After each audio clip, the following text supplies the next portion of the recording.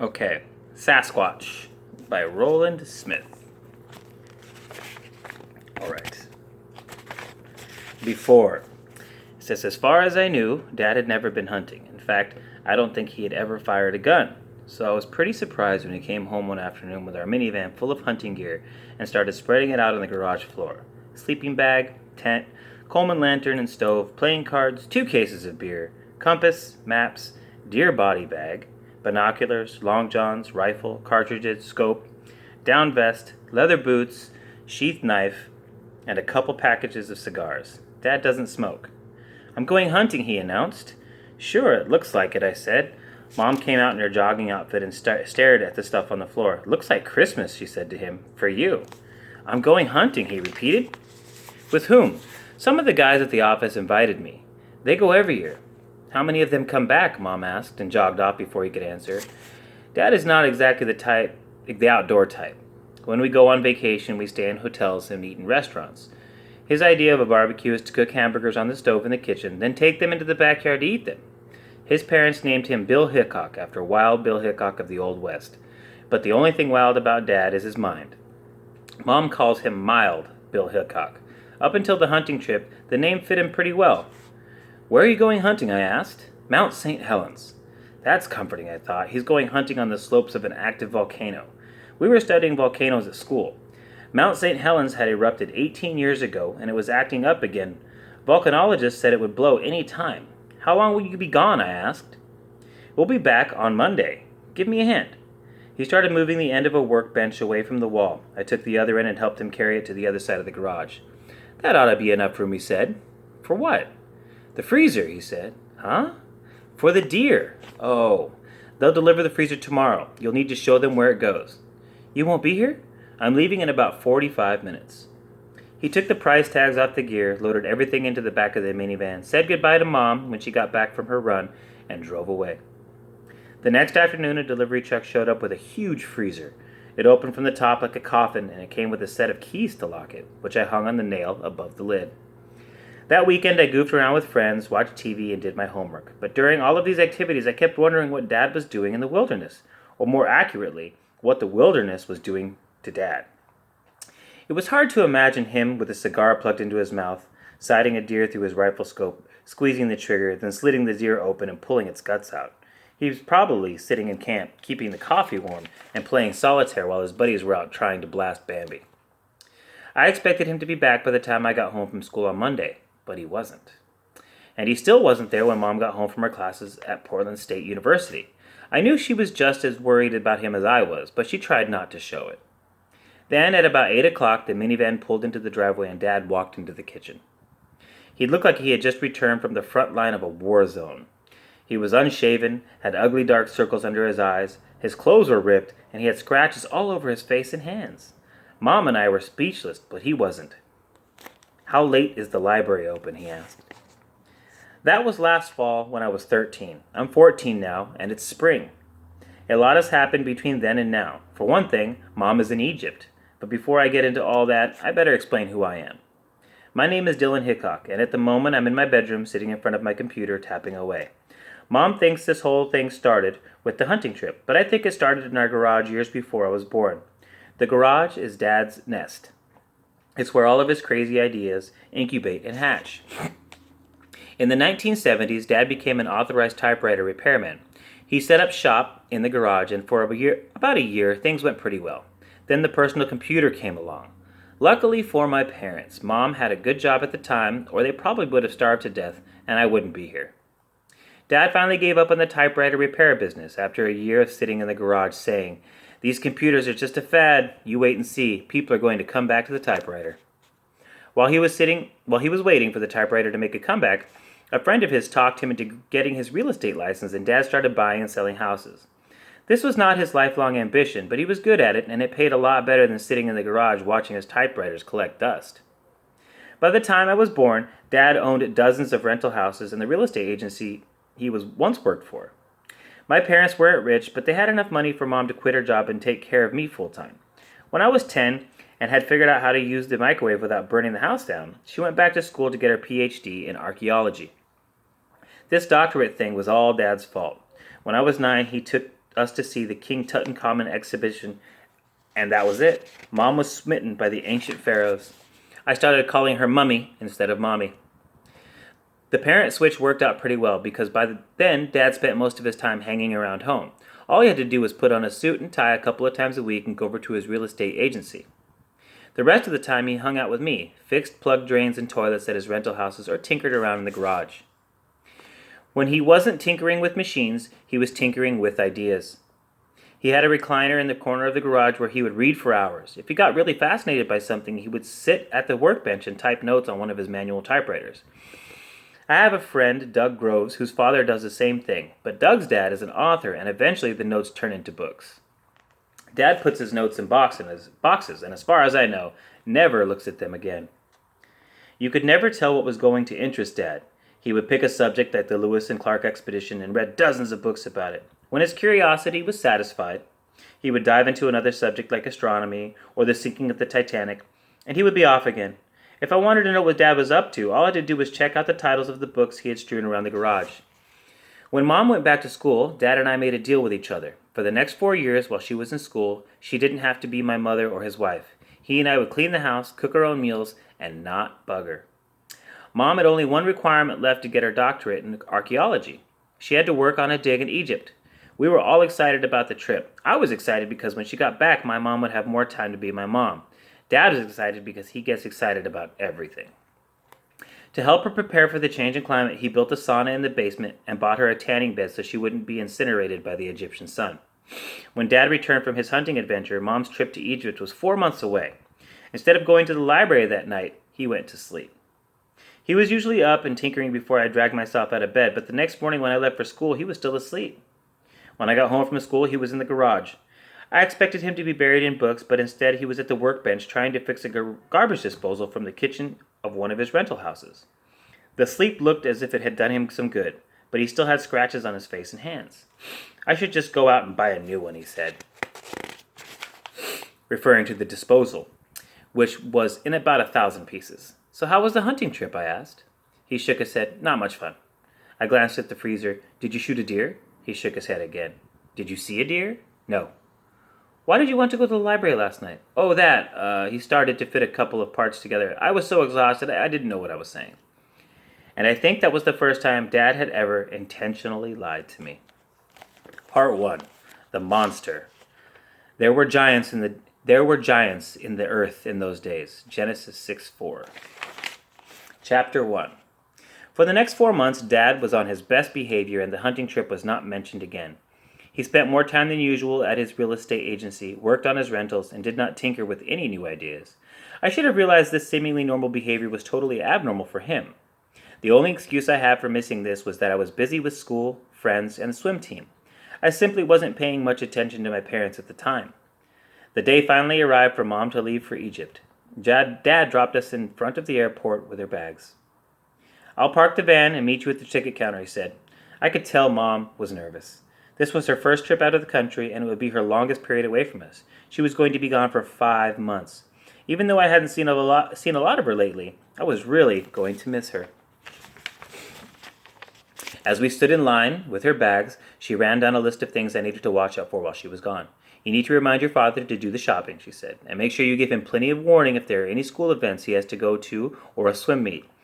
And you have all my numbers, but there are times when I'll be in the field and it will be difficult to reach me. Also, remind your father to take my bug into the mechanic.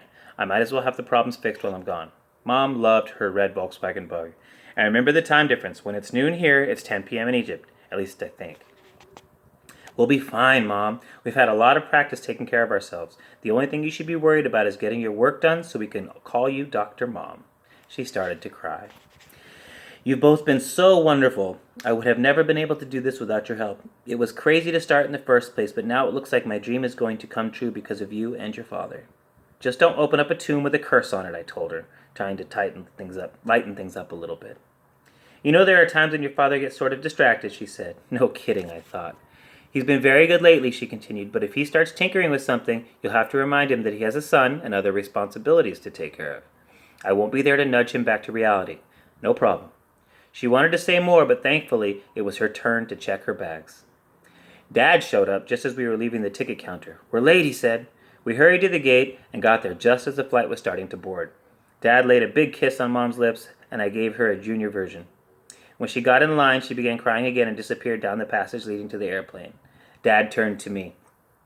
Do you want to watch it take off? Nah, I was too old for that. Maybe we should stop on the way home and get some pizza and eat to your mom's success?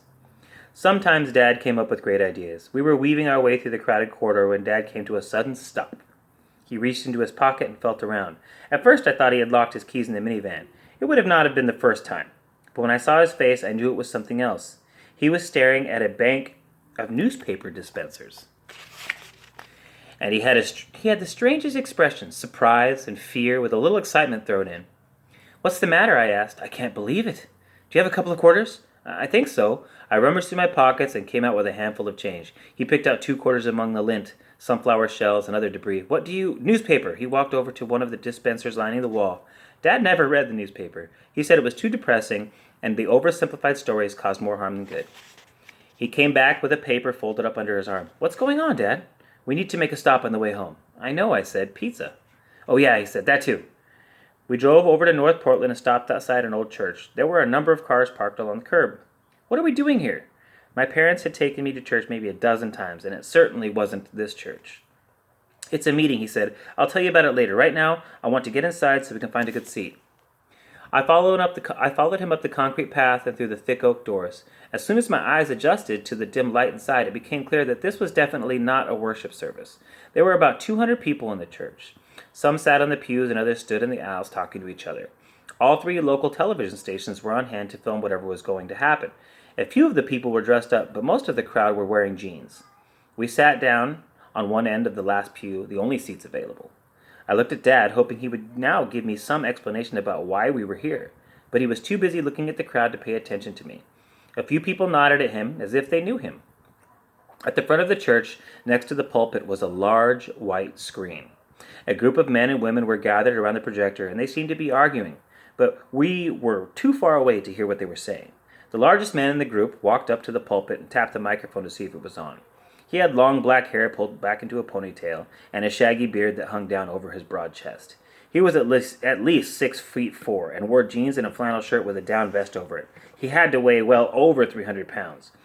He swept away the sweat on his face with his hand and wiped it on his jeans.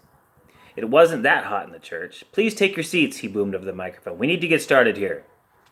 A few people sat down and others found spots along the walls to lean against. The big man waited for everyone to get settled. My name is Joe West, he began, his voice quivering a little as if he was nervous. I'm the president of BFI. We usually have about 20 people show up to our monthly meeting. I guess most of you are here because of the article that appeared on the front page of the newspaper this evening. So that's what lured Dad here. For you new folks, I want to tell you that you're welcome to join BFI. The yearly dues entitle you to your monthly newsletter and discounts on selected items from our mail order catalog. There's a sign-up sheet in the back. We were supposed to have 2 speakers tonight, but I'm afraid that our cryptozoologist, Dr. Theodore Flagg, missed his connecting flight from Denver and won't be arriving until tomorrow morning at the earliest. We'll reschedule his talk later this week. If you want to find out when, you can call me and I'll let you know. What's a cryptozoologist? I whispered. What's BFI? I'll tell you later, Dad said without taking his eyes off the pulpit. Our main event will still go on through, Joe continued. It's a slide presentation by Clyde Smithers, one of our longtime members, and I'm sure that's why a lot of you are here tonight. Before he begins, Clyde has asked me to make an announcement. When he shows his slides, he wants all the news cameras shut off and no still photographs, please. I'm sure you news people can understand this. Clyde went to a lot of trouble to get the photos he's going to show you tonight, and he doesn't want them broadcast all over the world without being paid for them. If you're interested in buying the rights to show the photos, that you can talk to him about it. My lawyer! Someone shouted from the front row. You can talk to my lawyer about buying the rights to the photos. A skinny man, about 30 years old, stood up and faced the audience. He's right here with me. He pointed to the older man with gray hair and a 3-piece suit sitting next to him.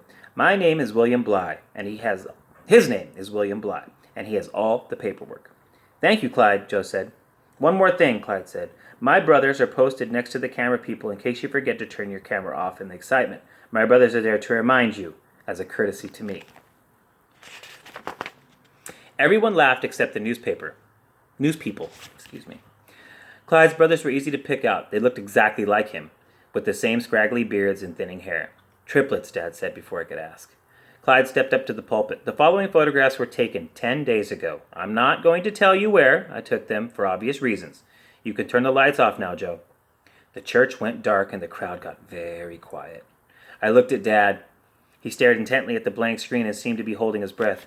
Click. The face of a gorilla appeared on the screen. At least that's what I thought it was. There was a collective gasp from the audience. Our old friend, Clyde said. Click. The next picture was a full body shot, and I realized that it wasn't a gorilla. The hair on its body was longer than a gorilla's and light brown, not black. Also, the animal had a dead deer draped over its shoulder. To give you an idea of the size of this cryptid, you might notice the deer he's carrying is a 6-point buck. Now maybe Joe could heft a 200-pound deer on his shoulder, but I doubt he could do this. Click. The animal had turned around and appeared to be running up a very steep, rocky slope, with the deer still slung over its shoulder. These photographs don't do justice to the speed he was moving up that talus slope. I wish I had my video camera. He ran up that hill faster than a deer would have when it was alive. Click. The animal became smaller as it ran up the hill. Click. Smaller still. Click. It faded into a line of trees at the top of the hill. The lights came back on. No one said a word. I looked at Dad. He was staring straight ahead at the black screen. A tear rolled down his cheek. I wanted to ask him what was going on, but it was so quiet in the church right then that everyone would have heard me. Clyde walked down the aisle and retrieved his 6 slides from the projector, then walked back up to the pulpit. Questions? A man stood up in the front of us. Where did you say you took these shots, Clyde? Clyde smiled. Nice try, Frank. I didn't say, and I'm not going to say. The crowd laughed. Not just yet, anyway. My brothers and I want to go back up there, and we don't want the area contaminated. A woman stood up. The photos could be fake. It wouldn't be the first time. You're right, Clyde said. They could be, and it wouldn't be the first time. But I didn't fake them. They are as real as you are, ma'am. More laughter. Dad stood up. Did you follow him, Clyde? Glad to see you, Bill, Clyde said. Yes, but it took me half an hour to get to the tree line, and I nearly broke my leg a dozen times scrambling over those rocks. He covered the same distance in less than 5 minutes. By the time I got to the top, the Sasquatch was long gone. I stared at Dad. Sasquatch? Bigfoot? How late is the library open, I thought? Somehow, this was all connected to the hunting trip. Chapter 2. Let's go, Dad said. Why? The meeting was just getting interesting. You've got school tomorrow, and I've heard enough. It was only 9 o'clock. I wanted to argue with him, but the look on his face convinced me not to. On the way out, I glanced at the mail order catalog on the table. Across the top, it said Bigfoot International, which answered my question about what BFI meant. But I had a lot more questions than this one.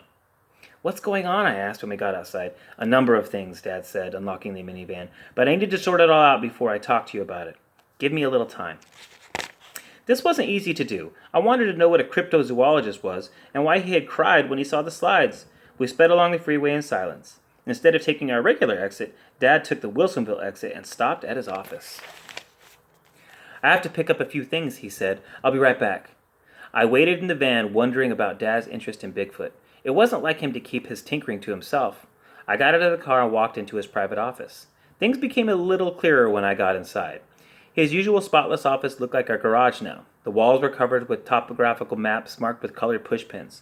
Stacks of books and piles of magazines were strewn all over the desk and floor. The books had titles like Do Abominable Snowmen of America Really Exist?, The Loch Ness Monster, Encounters with Bigfoot, Field Guide to Sasquatch, and Where Bigfoot Walks. It wasn't exactly the kind of office that would inspire a buyer to purchase a home, which led me to the brilliant conclusion that Dad had not been coming into the office for the past 4 months to sell homes. He had simply moved his tinkering from the garage to his office so Mom would not be able to take off for Egypt without worrying about us. So Mom would be able to take off for Egypt without worrying about us. If she knew about this, she would fly home on the back of an Egyptian vulture if that were the only way she could get here. Dad looked pretty uncomfortable when I walked in on him. I know all this is probably a shock, Dylan. You've got that right. I said, you've got that right. I picked up a journal called Cryptozoology. That word again. Cryptozoology is the study of animals that are believed to exist but can't be proven to exist, he said. They call the animals cryptids. And you're a member of Bigfoot International? Not a real active member. You set up shop here so you wouldn't worry Mom? He nodded. I didn't want to ruin her trip. There wouldn't have been a trip if she knew about this. That's what I meant. He had done an excellent job of concealing this new insanity, which made me wonder what else he had kept from me over the years. I thought I was able to read Dad pretty well, but I would never have guessed that he was into any of this. Do your employees know that you're up in here? That what you're up to in here? He laughed. No way. They'd think I'd lost my mind. At least he was aware of how crazy this all looked. What do they think you're doing in here all day?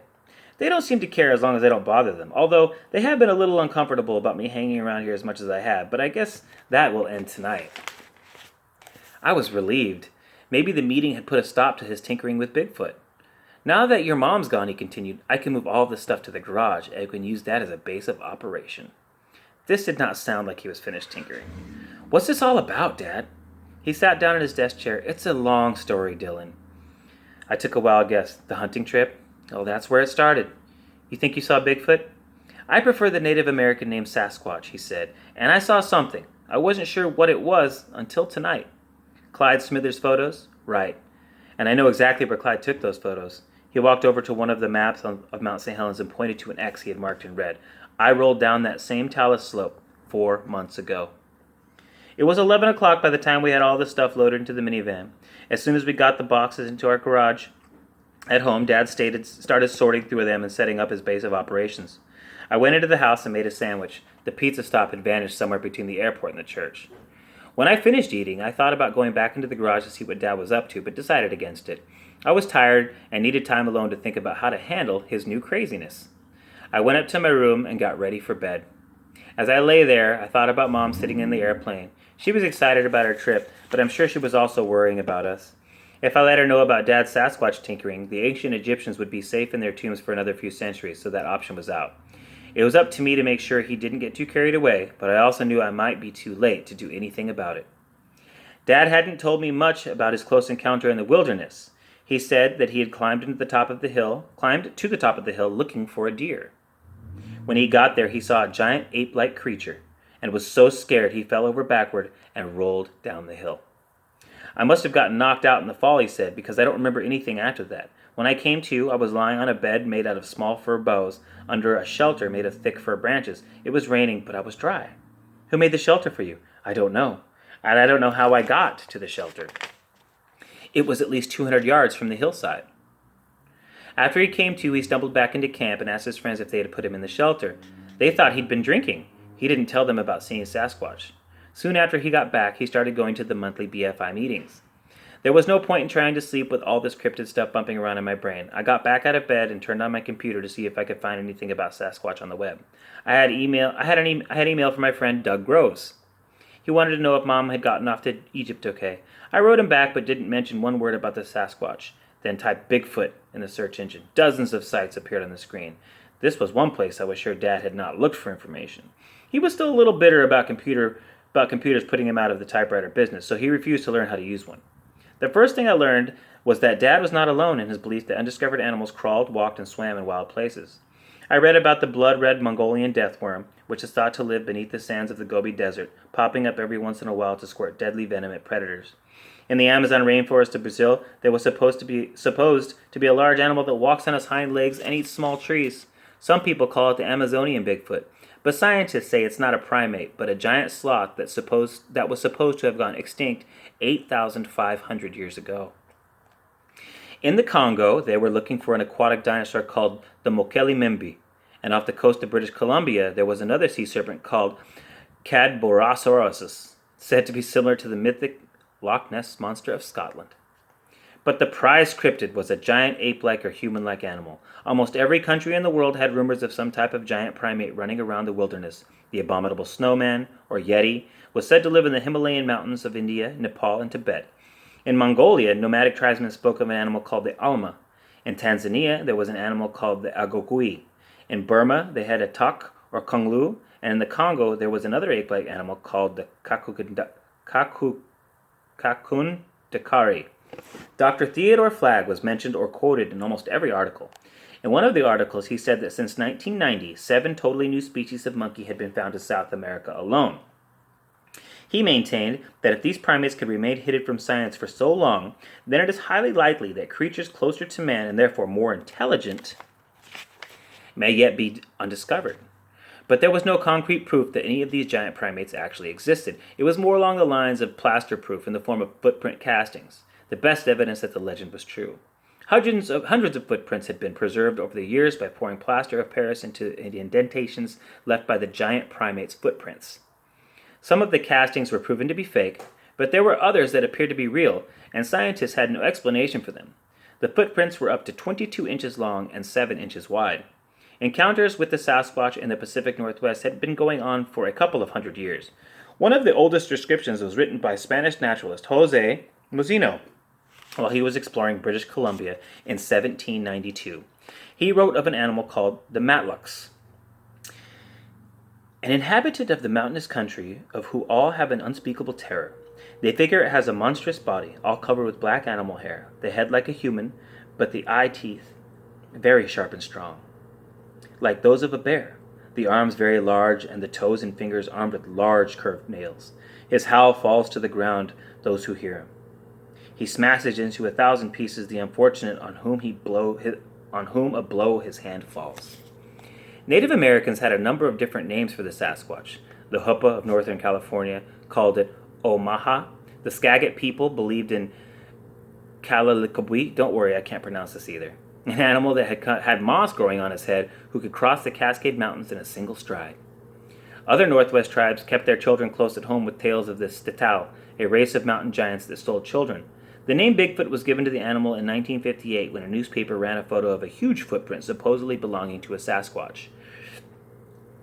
There was a film of Bigfoot shot in 1967 in Northern California. I found a couple of frames of the film on a website. It looked like a human in a gorilla suit to me. The photos Clyde Smithers had shown were a lot more convincing than the frames from the film, but even Clyde's photos could have been faked. Newspapers and television shows would pay a bundle for a genuine photo of a Sasquatch. A number of people claimed to have seen a Sasquatch. Dozens of these sightings had taken place in the Pacific Northwest, with many occurring around Mount St. Helens. Enough people had seen Sasquatch over the years to come up with a portrait or profile.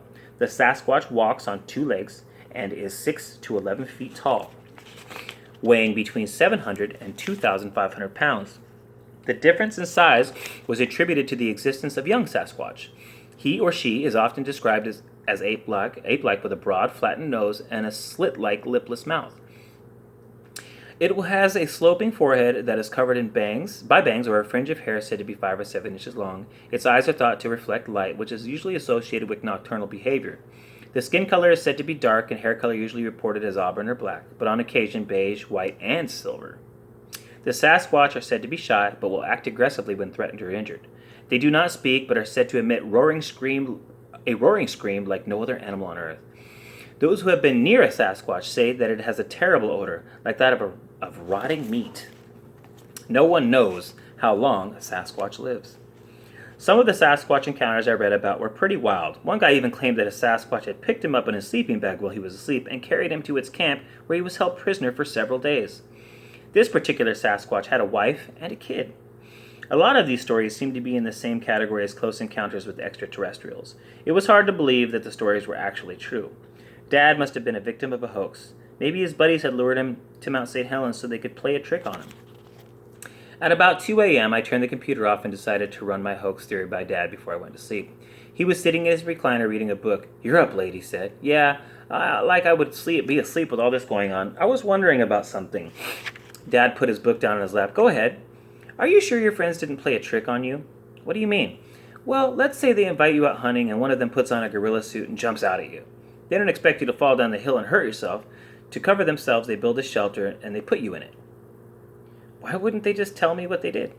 "Because you might get mad and fire them." He thought about it for a minute. "It's not a bad theory, but there's a little problem with it. What are the chances of Clyde Smithers getting photos of Sasquatch on the exact same hillside 3.5 months later?" I had to admit that it was quite a coincidence. How do you know it's the same hill, or the same mountain for that matter? Clyde didn't say where he took the photos. He could have been on Mount Hood or Mount Adams, or, believe me, I know, Dylan. "Maybe you built the shelter yourself," I suggested. "You stumbled away from the hillside on your stoop or built the shelter, then forgot you did it." Dad shook his head. "I know this is all hard to believe, Dylan. Until I saw Clyde's photos, I wasn't sure I believed it myself." "Did you go back to the slope and look?" "No," he said quietly and looked away. "I was too afraid." Chapter 3. I went back up to my room. Could there really be a gigantic primate running around Mount St. Helens that no one knew about? If the Sasquatch doesn't exist, what had Dad and others seen? Dad is a little on the crazy side, but I don't think he would make something like this up. He had seen something, or he believed he saw something. And those photos at the BFI meeting looked real to me. Thoughts like these kept me up until 4 o'clock in the morning. The next day at school, I floated through my classes like I was in a dream. At swim practice, I somehow managed to do my laps without drowning. By the time I got home, I was like a zombie. Dad wasn't there. I stumbled into the kitchen to rummage around for something to eat and saw a newspaper on the counter. Dad must have bought it to see what they had said about the BFI meeting. Very little as it turned out. The only mention it got was a small item in Section D with a photograph of Clyde Smithers at the pulpit. The headline read, "Local man claims Bigfoot photo." The article went on to debunk the whole Sasquatch phenomenon, stopping just short of calling Clyde an outright liar. I heard a car pull into the driveway, and a moment later Dad came into the kitchen.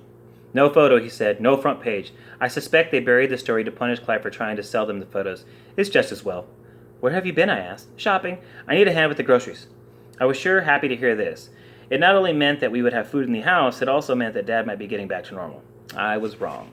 Dad had gone grocery shopping, all right. He had also bought a brand new 4-wheel drive pickup truck to carry the groceries in. It was red and had a winch bolted to the front bumper that was big enough to pull the house down. He walked around back and opened the tailgate. "Why did you get this?" I asked. "I never liked your mom's bug," he said. "Too small, too dangerous. As I was driving it to the mechanic, I saw this beauty and traded it in." Mom was going to kill him when she got back from Egypt. She loved her little bug. "I don't think she's going to like that," I said. "What do you mean? Red is her favorite color." He put a grocery bag on my arms and I followed him into the kitchen. "Seriously," I said, "why did you get the truck?" He opened the cupboard and began putting boxes of cereal on the shelf. "Because I'm going back up there." "When?" "I'm not sure, but soon." "Why?" "I don't know, I just have to go back there." "You know, Dad, this is really nuts." "I know it must seem that way, Dylan, but what am I going to do? Pretend I didn't see what I saw?" I tried to think of what Mom would say to talk him out of this. "Then I'm going with you," I said. "I don't think so, Dylan. It could be dangerous. Besides, you don't even believe in Sasquatch." "You mean the Matlocks?" I said, "also known as Omahama or Statal?" Or he grinned, "You've been tinkering. Where did you pick up that stuff?" "On the internet. So how about it? You have school. Spring vacation is coming up," I said. "I'm not about to let you do this alone. I'd worry the whole time you're up there. You can't do that to me." This was a pretty fair imitation of Mom, and I could see her logic working its magic on him. He was trying to think of something to say that would put an end to my idea, but nothing was squeezing through. "Fine," he said. "We'll do it together." Great. I figured that we would spend a few days on Mount St. Helens, see nothing, and that would be the end of it. He would start tinkering with something else. After we ate, I went upstairs to do my homework, but as soon as I saw the bed, I changed my mind. The next thing I knew, Dad was shaking me awake. The room was dark. "What time is it?" "About 9:30, partner, and we have a meeting." I sat up. Meeting? Dr. Flagg has finally arrived, the cryptozoologist. He's giving a presentation at the church. Kind of late for a meeting, isn't it? All I wanted to do was go back to sleep. I considered asking him if he wouldn't mind going alone, but instead I swung my feet out of bed. If I didn't go with him, he might assume I wasn't interested and pursue the Sasquatch on his own. With Dad, you were either in or you were out. I saw Dr. Flagg's name on several web pages. I'm not surprised. He's the world's leading authority on cryptids. He represents the militant wing of cryptid researchers. What do you mean militant? I'll tell you on the way. We've got to get going. Dad explained that there were 4 basic approaches to solving the Sasquatch mystery. One group of people were trying to capture the Sasquatch alive. Their plan was to shoot one with a tranquilizer dart or trap it or somehow and bring it into captivity to study. Another group wanted to get close enough to a Sasquatch and use a thing called a K-dart on it. The dart takes out a chunk of flesh without causing permanent damage to the animal. By analyzing the DNA from the dart, scientists will be able to determine if the Sasquatch was a new species. The third group, headed by Dr. Flagg, believed that the only way to prove that the Sasquatch really existed was to bring one in, dead or alive. That seems a little severe, I said. Perhaps, Dad said, but all 3 approaches are legitimate. Ultimately, they all want to protect the Sasquatch, but legal protection can't happen until the animal is proven to exist. There are a lot of political considerations. If it was proven beyond a doubt that the Sasquatch existed here, it could virtually shut down logging in the Pacific Northwest. A few years ago, concern for the endangered spotted owl shut down logging in some areas. You can imagine what would happen if we discovered a brand new species of primate living in the woods. It would take years to sort it all out, and in the meantime, thousands of timber workers would lose their jobs. So loggers aren't exactly thrilled at the prospect of Sasquatch existing? Dad laughed. That's putting it mildly. Some people believe the forestry industry is behind some of the Sasquatch hoaxes. But the best way to discredit something is to prove that it's a hoax. They claim that foresters hire people to go into the woods and lay fake footprints, doctor photographs, and put on gorilla suits, I added. Dad sighed and shook his head. That too, Dylan. I don't expect you to believe me. You weren't there, but it wasn't a gorilla suit. You said there were 4 approaches to the Sasquatch problem, I said, changing the subject. The 4th group believes we should just leave the Sasquatch alone. Which group are you with? At this point, none of the above, he said. I need to learn more. That's why I want to hear what Dr. Flagg has to say. Dad had a little trouble parallel parking the huge truck outside the church. I wondered how he was going to handle the red tank when he took it off-road. I guess I would find out. Someone was standing at the front door of the church and asked for Dad's BFI membership card. I thought this was an open meeting, Dad said. Dr. Flagg has requested only long-term members be admitted. Since when was he elected president of this chapter? The man answered with a helpless shrug. Dad got his wallet out and showed his membership card. You've only been a member for 4 months, the man said. I'll have to get someone to vouch for you. Do you know any members? Joe West and Clyde Smithers, Dad said impatiently. Hang on. He sent another man off to look for them. A minute later, the man returned and nodded. I guess you're okay. Sorry about the hassle. Dr. Flagg is trying to make sure the press doesn't get in. You know how it is. We squeezed by him. There was plenty of room inside. We sat in a pew about midway down the aisle. Up front, there was a long table. Sitting at it were Joe West, Clyde Smithers, and a couple of other people I recognized from the night before.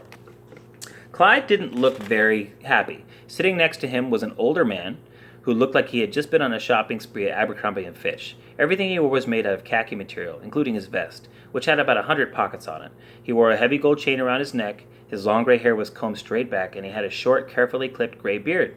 This had to be the famous cryptozoologist Dr. Theodore Flagg. Joe West walked up to the pulpit.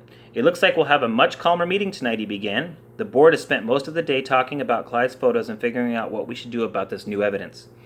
Arguing is more like it, Clyde grumbled. That too, Joe continued. He looked more at ease tonight than he was, and he wasn't sweating. For those who don't know him, this is Dr. Theodore Flagg, and he has a few things to say. We won't keep you very long this evening. Dr. Flagg? Dr. Flagg stood up. He was shorter than I expected, maybe 5 feet 7 inches or so, and now that he was standing, I could see that his clothes were somewhat ragged and soiled, as if he hadn't changed them in a while. He walked over to the pulpit and pulled the microphone down to his mouth, which is about a foot lower than Joe's. He looked out at the small crowd for a few seconds without saying anything to make sure he had our attention. Then he began. First, I want to say I was glad my airplane was delayed last night. He had a deep theatrical voice with a slight British accent. It sounded rather like a 3-ring circus here. A few people in the audience laughed. You were lucky that the local newspaper buried its coverage. Publicity is the worst thing that could happen right now. I can understand Clyde's desire to show his remarkable photographs. He glanced at Clyde. But they need to be authenticated before they are released. You mean sold, Clyde said. Dr. Flagg nodded. Clyde has agreed not to publish or show the photos until I can have them verified. I believe that they are real, but there are a number of people out there who will disagree with me. I don't want to give them any ammunition. Clyde has also agreed to show us where he took the photographs. It was Clyde's turn to nod, but he didn't do it very enthusiastically. For showing us, Clyde will become a full member of the team. But my brothers still have to pay, and that's $20,000, Clyde said bitterly, glaring at Dr. Flagg, who totally ignored the comment. What team? Someone from the audience asked. We are forming an expedition to track down this cryptid. And kill it?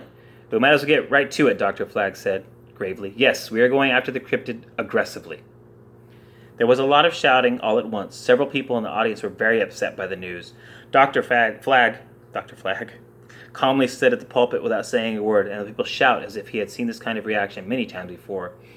I looked at Dad and couldn't tell if he was upset or not. He simply stared straight ahead for a while.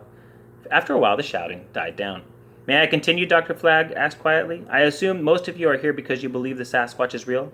I have spent most of my adult life trying to prove this. Despite the photographs, footprints, eyewitness reports, and hair samples, the scientific community thinks the Sasquatch is nothing more than a persistent myth. The only thing that is going to change their minds is to see the animal with their own eyes. What do you propose to do? A woman in the front row asked. We are setting up a limited partnership, he said. It is the only way to deal with all the publicity. And quite frankly, the money that will result from bringing a Sasquatch in.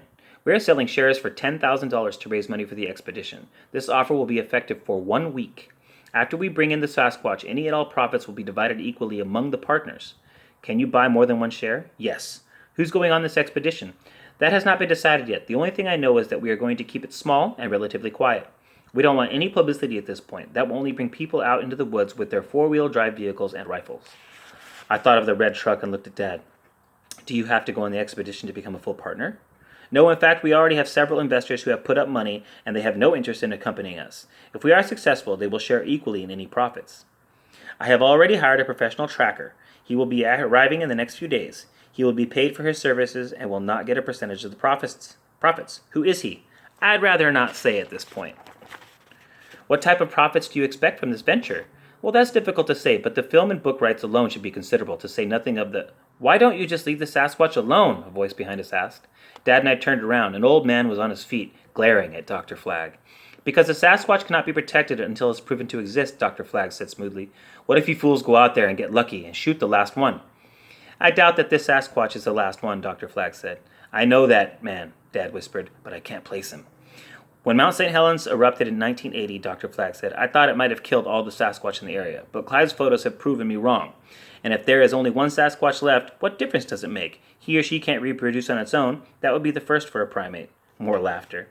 If there is only one left, we might as well get a good look at it before it disappears forever. But I want to emphasize that I don't believe this is the last Sasquatch on Earth, or even in the Northwest. The chances of that are very, very slim. If we bring a Sasquatch in, animals like it all over the world will be protected. Well, I think it's wrong, the old man said. Very wrong. You're talking about murder here. Sir, I don't want to get into a debate about this with you. I can promise you that I have not made this decision lightly. If there was another way, I would certainly follow that course. I'm trying to protect the species, not destroy it. If this Sasquatch was capable of knowing what's at stake, I'm sure it would gladly sacrifice itself to save all of its kind. What a crock! The Sasquatch would have revealed themselves a long time ago if it was as simple as that. I think that they just want to be left alone.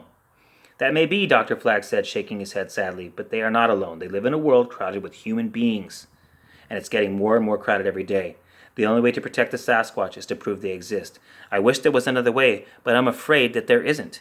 You're a fool, Dr. Flagg, and so is anyone else that agrees with you. He made eye contact with everyone at the front table and then sat down.